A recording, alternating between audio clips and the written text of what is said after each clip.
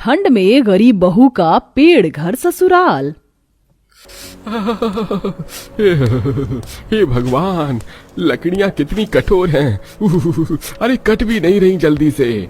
सब लोग जल्दी जल्दी कीजिए, सूरज भी डूब रहा है। शाम ढलते ही जंगल में अंधेरा हो जाएगा। हमें उससे पहले ही जड़ों को साफ करना होगा। तभी चिंकी सोनू भूखी शक्ल से जंगल के किसी भाग से कुछ अंडे उठाकर ले आते हैं।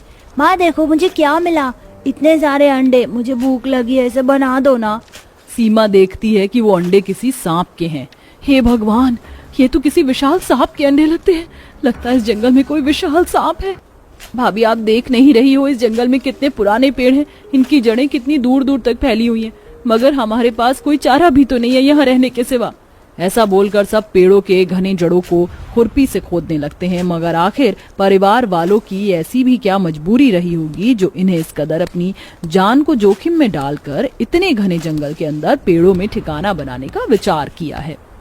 जहां दिसंबर के कड़ाके की ठंड में गरीब बहू सीमा के बुजुर्ग सास ससुर नंद छोटे छोटे मासूम बच्चे सब अंदर बैठे थे, दीवार के टूटे पुराने जड़ों से बर्फीली हवा घर के अंदर घुस रही थी। ऐसे में गरीब ससुराल वाले अपने हाथ पैर सिकोड़ कर बैठे थे। ओह माँ, बहुत जोर की ठंड लग रही है। हे राम जी, ये एकदम से रातों रात ठंडी कितनी ज्यादा बढ़ गई है। घर के अंदर भी थोड़ी गर्माहट महसूस नहीं हो रही। ऐसा लग रहा है खुले आसमान के नीचे बैठे हैं। कितनी बार कहा था सुधीर बेटा, घर की मरम्मत करवा ले, घर की मरम्मत करवा ले, लेकिन सुधीर मेरी बात सुने तब तो। माँ, मैं अकेला आदमी कितना कुछ करूं। एक तो ये सर्दियों का मौसम है, घर का खर्चा ही नहीं निकल पा रहा। घर कहाँ से पक्का करवाऊं? जुगाड़ में लगा पड़ा हूं, थोड़े दिन ठहर जाऊं, करवा दूंगा। अरे भाग्यवान, एक अकेले कमाने वाले की जान लोगी क्या? हाँ, परिवार बड़ा है और फिर इस घर को भी तो बने कोई जुग जमाना हो गया। कच्चे ईंट मिट्टी का घर है और फिर हम गरीबों के लिए कोई सा भी मौसम कौन सा सुख भरा होता है। हमें तो हर मौसम में कष्ट उठाना ही पड़ता है। ऐसा बोलते हुए परिवार के मुखिया बूढ़े बुधन की आंखों में आंसू भर आते हैं। गरीब परिवारों के अंदर की एक कड़वी सच्चाई ये भी है कि उनके लिए सर्दियों का मौसम चुनौतियों से भरा होता है। सब लोगों को कांपते ठिठुरते देखकर सीमा से रहा नहीं जाता और घर की बहू आधी रात को बाहर निकल जाती है। अरे बहू, तू इतनी ठंड के मौसम में बाहर कहाँ जा रही है? सर्दी लग जाएगी। माँ जी, मैं आग जलाने का जुगाड़ कर रही हूँ, वरना तो इतनी ठंड के मौसम में इस तरह रात काटना नामुमकिन है। लेकिन भाभी, लकड़ियां मिलेंगी कहाँ? इतनी सर्दियों का मौसम है और हमारे अड़ोसी पड़ोसी सभी के घरों में हीटर है। लकड़ियों का इस्तेमाल तो कोई नहीं करता। जानती हूँ यहाँ लकड़ी नहीं मिलेगी, पर जंगल में तो मिलेगी। मैं वहां से लकड़ी लेकर आ जाऊंगी। इतनी रात में? अच्छा, मैं भी आपके साथ चलती हूँ। चारों तरफ बर्फीली धुंध छाई हुई थी। दोनों ठिठुरते हुए लालटेन लेकर जंगल में आती हैं और जल्दी जल्दी लकड़ी इकट्ठी करने लगती हैं। तभी ननद लकड़ी चुनते चुनते पेड़ों की जड़ों के पास पहुंच जाती है, जहां लकड़बग्घे और उसके बच्चे सो रहे थे। उन्हें देखकर डर के मारे अनीता के हलक से आवाज नहीं निकलती। भाभी भागिए, पेड़ों की जड़ों में खूंखार लकड़बग्घे सो रहे हैं। अगर जाग गए तो हमारी बोट ही नोच डालेंगे। चलो, वैसे भी जरूरत के लायक लकड़ी जमा हो गई है। दोनों नंद भाभी जंगल को पार करके जैसे अपने झोपड़ी के दरवाजे तक पहुंचती हैं, तो अनीता गहरी सांस भरते हुए कहती है, शुक्र है आज तो बाल बाल बच गए, वरना लकड़बग्घा हमें नोच कर खा जाता। सीमा अंगीठी में आग जलाती है। अब जाकर शरीर को थोड़ी गर्माहट मिली है, वरना हाथ पैर तो बर्फ जितने ठंडे पड़ गए थे। हाँ, मगर हम गरीबों को राहत भी तो तभी तक है जब तक कि आग जल रही है। थोड़ी देर में ये अंगीठी की आग भी ठंडी पड़ जाएगी और फिर हम लोगों का ठंड के मारे दोबारा से बुरा हाल हो जाएगा। यह सुनकर बहू सीमा कुछ जुगाड़ लगाती और कहीं से थोड़ा सूखा भूसा लाकर आग के ऊपर रख देती है। माँ जी, बाऊ जी, अब हम सब लोग आज की रात आराम से सो सकते हैं। ये भूसी की आग रात भर सुलगती रहेगी, जिससे घर में गर्माहट पैदा होती रहेगी। बाकी सुबह तो धूप निकल ही जाएगी। सच कहूँ तो बहू, तुझे देखकर हम खुद को बड़े भाग्यशाली समझते हैं जो तुझ जैसी सोने सी बहू मिली है। हमें हर मुसीबत, हर दुख का कोई ना कोई जुगाड़ लगा लेती है। लेकिन कभी कभी तेरे लिए बड़ा दुख भी लगता है। जब से शादी करके आई है तो दुख में ही जिंदगी गुजर गई। माँ जी, ऐसा मत कहिए। आप लोग मेरा परिवार और मेरी हिम्मत हैं। देखना, एक दिन सारे दुख, सारे दर्द दूर हो जाएंगे। इसी सीमा और उसके गरीब ससुराल वालों का ठंड में मुश्किलों भरा सफर जारी था। देखते ही देखते ठंड का मंजर गरीब ससुराल वालों पर कहर बनकर टूट जाता है। काम बंद हो जाने की वजह से दिक्कत परेशानी इतनी ज्यादा बढ़ जाती है कि अब दाने दाने के भी लाले पड़ जाते हैं। ऐसे में बर्फीली आंधी तूफान में उनकी छप्पर भी उड़ जाती है। बर्फ के बड़े बड़े टुकड़े उनके घर के अंदर और उनके शरीरों पर अंगारों की तरह गिरने लगते हैं। हे भगवान, इसी को कहते हैं कंगाली में आटा गीला। एक तो हमारे पास खाने को कुछ नहीं और ऐसे में हमारी छत भी टूट गई। भगवान को भी हमारी दशा पर तरस नहीं आ रहा, जो वह एक के बाद एक हमारी मुश्किलें बढ़ा रहा है। पहले खाने के लाड़े पड़े थे, अब घर भी छिन गया। इस ठंड के मौसम में कहाँ जाएंगे। तभी सीमा को घर की दीवारें हिलने का आभास होता है। माँ जी, बाबूजी, हमारा घर किसी भी वक्त गिर सकता है। हमारे घर की दीवारें कच्ची हो चुकी हैं। सब लोग बाहर चलिए। जैसे ही गरीब ससुराल वाले झोपड़ी से बाहर निकलते हैं, उनकी आंखों के सामने उनकी झोपड़ी तूफान से मलबा बन जाती है। सब लोग लाचार हो जाते हैं। हे भगवान, मैं तो एक छत भी ठीक नहीं करवा पा रहा था, अब तो पूरा का पूरा घर टूट गया। कहाँ लेकर जाऊं अपने परिवार को। मैं कोई भी कर्तव्य नहीं निभा पा रहा, ना ही अच्छा बेटा बन पा रहा हूँ, ना ही अच्छा भाई, ना पति, ना अच्छा पिता। अरे वो जैसा इंसान को डूबकर मर जाना चाहिए। अजी, तुम ये कैसी बातें कर रहे हो। घर ही तो टूटा है, हम सब लोग तो सही सलामत है ना। जान है तो जहान है। चलिए सब लोग उस जंगल में चलते हैं। पूरा परिवार जंगल में आकर बैठ जाते हैं। चारों तरफ विशाल बड़े बड़े पेड़ थे जिनकी जड़ें खोखली हो गई थी। तभी एक जंगल से हरियाली घास खाते और उछलते हुए खरगोश उस पेड़ की जड़ों के अंदर घुस जाता है। इधर जैसे जैसे शाम ढल रही थी, जंगल का वातावरण और भी ज्यादा ठंडा होता जा रहा था। माँ, जोर की ठंड लग रही है, घर चलो ना चलते हैं। अरे मेरे पोते, आजा, दादी की गोदी में आ, मैं तुझे शॉल उड़ा लेती हूँ। अब तो इस सर्दी के मौसम में हम सबकी मैयत होकर रहेगी। माँ जी, ऐसा कुछ नहीं होगा। हम अपने लिए घर बनाएंगे, वो भी इन पेड़ों में।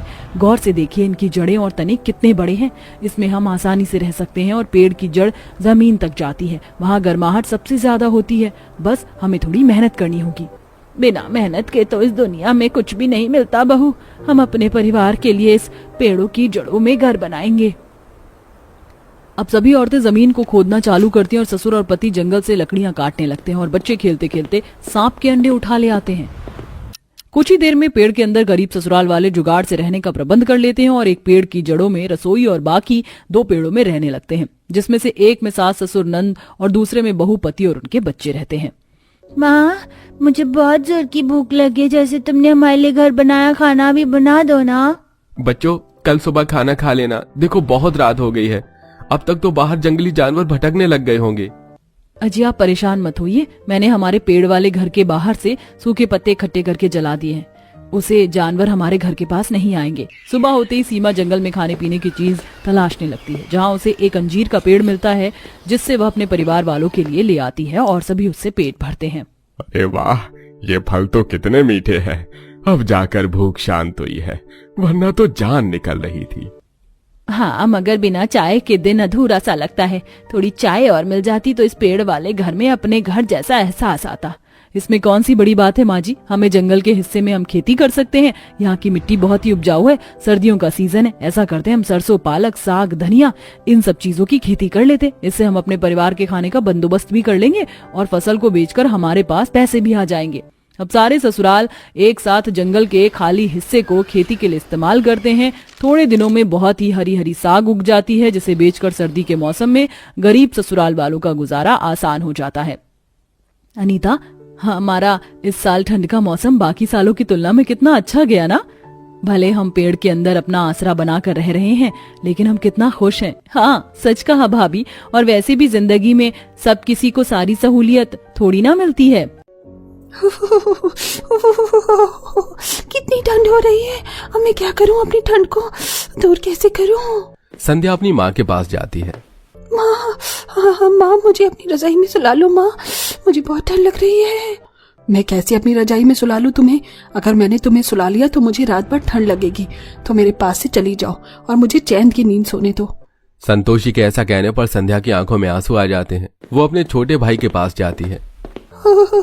सुनो वरुण, मुझे अपनी रजाई दे दो सोने के लिए, मुझे बहुत ठंड लग रही है। मेरे पास रजाई में जगह नहीं है, सिंगल पर्सन के लिए रजाई है। अगर आपको ठंड लग रही है तो एक काम करो, चादर ओढ़ कर सो जाओ। मैं तो अपनी रजाई नहीं देने वाला। वरुण भी मना कर देता है। संध्या को बहुत ठंड लगती है। उसकी ठंड रुकने का नाम ही नहीं लेती। आखिर में वो अपने भैया भाभी के पास जाती है। भैया भाभी, मुझे अपना कंबल दे दो ओढ़ने के लिए, ठंड लग रही है। अगर हमने तुम्हें कंबल दे दिया तो हम पूरी रात ठंड में कैसे गुजारा करेंगे? हाँ संध्या, हमारे पास भी तो नहीं है ना रजाई, तुम चादर ओढ़ कर सो जाओ। भैया भाभी की यह बात सुनकर संध्या को बहुत बुरा लगता है। आखिर में उसे कोई रजाई नहीं देता। वो ठंड से कांपती हुई चादर लेती है और सोने की कोशिश करती है, लेकिन उसे उसमें भी ठंड लगती है। क्या करूं, मैं बहुत डर लग रही है। उफ, ओए ओए ओए ठंड। संध्या आंगन से कांपते हुए थोड़ी सी लकड़ियां उठाकर लाती है और उन्हें अपने पास जलाने लगती है। थोड़ी सी राहत मिली है, अब थोड़ा सोने की कोशिश करती हूँ। संध्या आग जलाकर सोने की कोशिश करती है, लेकिन लकड़ियां भी कितनी देर जलती, वो भी कुछ देर बाद बुझ जाती हैं और सारी रात संध्या कराहते हुए निकालती है। ऐसा भी क्या हो गया था जो उस बेचारी की परेशानी किसी को दिखाई नहीं दे रही थी? चलिए नंद भाभी की कहानी को जानने के लिए कहानी में थोड़ा पीछे चलते हैं। आओ बहू, इस घर में तुम्हारा स्वागत है। शुक्रिया माँ जी, मेरा इस घर में इतने प्यार और प्रेम से गृह प्रवेश करने के लिए। आज से तुम इस घर की बहू हो। बहू, अब से ये घर तुम्हारा भी हुआ। सुनो संध्या, जरा अपनी भाभी के लिए कुछ खाने के लिए लेकर आओ। तुम्हारी भाभी लंबा सफर करके आई हैं, भूख लगी होगी। नहीं माँ, नहीं, मैं रजाई के बाहर नहीं आऊंगी, बहुत ठंड हो रही है। लेकिन अभी तो सर्दियां शुरू भी नहीं हुई है ननन जी, आपको इतनी ठंड लग रही है। आपको क्या पता मुझे कितनी ठंड लग रही है। देखो, जो काम है अपने आप कर लो, मुझे बिस्तर से निकलने के लिए मत कहो। अरे इसका भी कुछ नहीं हो सकता। बहू तुम यहाँ बैठो, मैं तुम्हारे लिए कुछ खाने को लाती हूँ। संतोषी अपनी बहू के लिए कुछ खाने को लाती है। इधर संध्या का यह बर्ताव स्मृति को थोड़ा अजीब लगता है। धीरे धीरे रात होती है। रात के समय स्मृति अपने कमरे में जाती है, जहां वो देखती है कि उसके पास मात्र एक कंबल है। कितनी ठंड हो रही है, हमारे कमरे में सिर्फ एक कंबल ही है। स्मृति कमरे से बाहर आती है तो वो देखती है कि उसके नंद के बिस्तर पर 4 रजाई एक साथ रखी होती हैं। एक साथ 4 रजाई? एक रजाई इसमें से ही ले लेती हूँ। स्मृति रजाई उठाती है और वहां से अपने कमरे की तरफ जाने लगती है। तभी संध्या आती है और अपनी भाभी को रजाई ले जाते हुए देखकर फौरन उनसे अपनी रजाई छीन लेती है। आपकी हिम्मत कैसे हुई मेरी रजाई ले जाने की? ननन जी, मैं तो सिर्फ एक ही रजाई लेकर आज जा रही थी ना। आपके पास तो पहले से ही 3 रजाई और रखी हैं। देखो, मुझे सर्दी बहुत लगती है भाभी, मैं हर सर्दियों में 4 रजाई ओढ़कर सोती हूँ। आप जरा सोचो, मेरी रात कैसे बीतेगी बिना रजाई के। मेरी रजाई छोड़ दो और किसी और से मांग लो। संध्या रजाई लेकर अपने बिस्तर पर आती है और 4 रजाई एक साथ ओढ़कर सोती है। ये भगवान, कैसी ननद है मेरी, एक साथ 4 रजाई ओढ़कर सो रही है और यहाँ मेरे पास सिर्फ पतला सा कंबल ही है। मुझे माँ जी के पास जाकर उनसे रजाई मांगनी चाहिए। स्मृति अपनी सास के पास जाती है और उनसे रजाई मांगती है। क्या बताऊं बहू, इस घर में तुम्हारी ननद की 4 रजाई हटाकर 2 रजाई हैं, जिसमें से एक तो तुम्हारे देवर के पास है और एक हम बूढ़े लोगों के पास। अगर मैं तुम्हें एक रजाई दे दूं तो पूरी रात मैं और तुम्हारे बाबूजी ठंड से परेशान रहेंगे। रही बात तुम्हारी ननद की, तो वो तो हर सर्दी में 4 रजाई ओढ़कर ही सोती है। 4 रजाई एक साथ? अजीब बात है माँ जी, किसी के पास एक रजाई भी नहीं और किसी के पास 4 रजाई। क्या ही बताऊं बहू, तुम्हारी ननद को तो ऐसी ही आदत है 4 रजाई ओढ़कर सोने की। संतोषी के ये बोलने के बाद स्मृति वापस अपने कमरे में आ जाती है। उसे रात को बहुत ज्यादा ठंड लगती है। कंबल के साथ वो एक चादर भी लगा लेती है, लेकिन फिर भी उसे बहुत ठंड लगती है। दोपहर में तो देखी जाए, लेकिन सुबह शाम तो बहुत ठंड होती है। आखिर करूँ तो क्या करूँ? अपनी शादी के पहले दिन ही स्मृति को रात के समय थोड़ी सी लकड़ियां लाकर अपने कमरे में जलानी पड़ती हैं। थोड़ी सी आग जला दूंगी तो कमरे में गर्माहट हो जाएगी, इसी के चलते सोने में आसानी होगी। आग जलाने के बाद थोड़ी सी गर्माहट हो जाती है और स्मृति की आंख लग जाती है। लेकिन जब आग बुझ जाती है तो रात भर स्मृति ठंड से कांपती रह जाती है। अब रात में ठंड से कंपना और अगले दिन घर के सारे पानी के काम करना स्मृति को बहुत थका देता है और उसे बहुत ठंड भी महसूस होती है। ओह, कितनी ठंड हो रही है, मेरे तो हाथ पैर सब सुन्न हो गए। ठंड में पानी में काम में भी मुझे ही करने पड़ रहे हैं। ओह, मेरी ननद कितनी कामचोर है, जरा भी काम में हाथ नहीं बटा सकती। इस तरह स्मृति धीरे धीरे ठंड से परेशान होकर बीमार पड़ने लगती है। कभी उसे बुखार हो जाता है तो कभी खांसी जुकाम होने लगता है। आच्छू, आच्छू। बहू, तुम तो रोजाना ही बीमार हो जाती हो। सारी रात ठंड में ठिठुरती रहती हूँ माँ जी। अगर एक रजाई होती तो शायद इतनी जल्दी जल्दी बीमार ना होती मैं। अभी तो मेरे पास पैसे भी नहीं हैं, लेकिन कोई बात नहीं, जैसे ही मेरे पास पैसे आ जाएंगे मैं तुम्हें एक रजाई लेकर दूंगी। स्मृति के ससुराल में सब लोग सही होते हैं, लेकिन अब उसको अपनी नंद खटकने लगती है। एक दिन उसकी नंद अपनी 4 रजाई आंगन में रस्सी के ऊपर टांग देती है और खुद धूप सेकने छत पर चली जाती है। अच्छा तो ये बात है, आज मेरी ननद ने अपनी 4 रजाई रस्सी पर टांग दी धूप लगने के लिए। रोजाना मैं ही सर्दी में क्यों मरती हूँ, आज मैं भी दिखाती हूँ कि रात भर एक कंबल में सोने के बाद हालत कैसी होती है। स्मृति ऐसा सोचकर बाल्टी में पानी लेकर आती है और 4 रजाई पर बारी बारी थोड़ा थोड़ा पानी डाल देती है, जिसकी वजह से सारी रजाइयां गीली हो जाती हैं। अब देखती हूँ कैसे ऊंट पहाड़ के नीचे आता है। ऐसा करने के बाद वो अपने कामों में लग जाती है। शाम हो जाती है। शाम के वक्त संध्या को फिर से ठंड लगती है और वो अपनी रजाइयां लेने आंगन में आती है तो वो देखती है कि सारी रजाई गीली हो चुकी हैं। हे भगवान, ये क्या हो गया, मेरी 4 रजाई गीली कैसे हो रखी है। वो अपनी माँ और अपनी भाभी से पूछती है, लेकिन वो उसे कह देते हैं कि उन्हें कुछ भी नहीं पता। मैं तो आज सारा दिन ही घर से बाहर थी, मुझे तो कुछ पता ही नहीं ये सब कैसे हुआ। ननन जी, मैं तो सारा समय आपके सामने ही काम कर रही थी, आप तो सारा दिन मुझे देख ही रही थी, फिर मैं ये काम कैसे कर सकती हूँ, मैंने ये सब नहीं किया। अब मैं क्या करूँ, मुझे कुछ समझ नहीं आ रहा। भगवान, रात को मुझे सोने में बहुत मुश्किल होगी। अब क्या करूँ, बहुत ठंड हो रही है, थोड़ी लकड़ियां जलाकर सो जाती हूँ। संध्या ऐसा सोचकर लकड़ियां जलाती है और सो जाती है, लेकिन रात में थोड़ी ही देर बाद लकड़ियां अपने आप बुझ जाती हैं और उसे बहुत ठंड लगने लगती है। वो सोते हुए भी कपकपा रही होती है। अचानक स्मृति की आंखें खुलती हैं और वो अपनी नंद को आकर देखती है। ननन जी की हालत तो खराब हो गई है, इन्हें अपना ही कंबल ला कर दे देती हूँ। स्मृति अपना कंबल लाकर संध्या को उड़ाती है। तभी संध्या की आंखें खुल जाती हैं और वो अपनी भाभी को देख लेती है। अचानक उसकी आंखों में आंसू आ जाते हैं। ननन जी, अब आपको एहसास हुआ कि जब मैं एक कंबल में सोया करती थी तो मेरी क्या हालत होती थी। ये सुनकर संध्या रोने लगती है। अब उसे कंबल में थोड़ा अच्छा लगता है। वो कंबल में आराम से सो जाती है और इधर स्मृति रात भर ठंड में चादर ओढ़कर सोती है। अगले दिन संध्या समय पर उठकर सारी रजाइयां धूप में सुखा देती है। वो सुबह से शाम तक किसी से कुछ नहीं कहती, लेकिन शाम के वक्त वो अपनी 4 रजाई में से 2 रजाई भैया भाभी को दे देती है। मुझे अपनी गलती का एहसास है भाभी, मैंने जो किया गलत किया। आपको रात को बहुत ठंड लगती होगी, मैं 2 रजाई में अपना गुजारा कर लूंगी, ये 2 रजाई आप अपनी पास रख लो। इस तरह संध्या समझ जाती है और उसकी भाभी को वो अपनी रजाई दे देती है। उसके बाद अब स्मृति के पास भी रजाई होती है और वो ठंड में अपना गुजारा आराम से कर लेती है। तो दोस्तों, कैसी लगी आपको हमारी 4 रजाई ओढ़ने वाली नंद की कहानी? हमें कमेंट बॉक्स में कमेंट करके जरूर बताइएगा।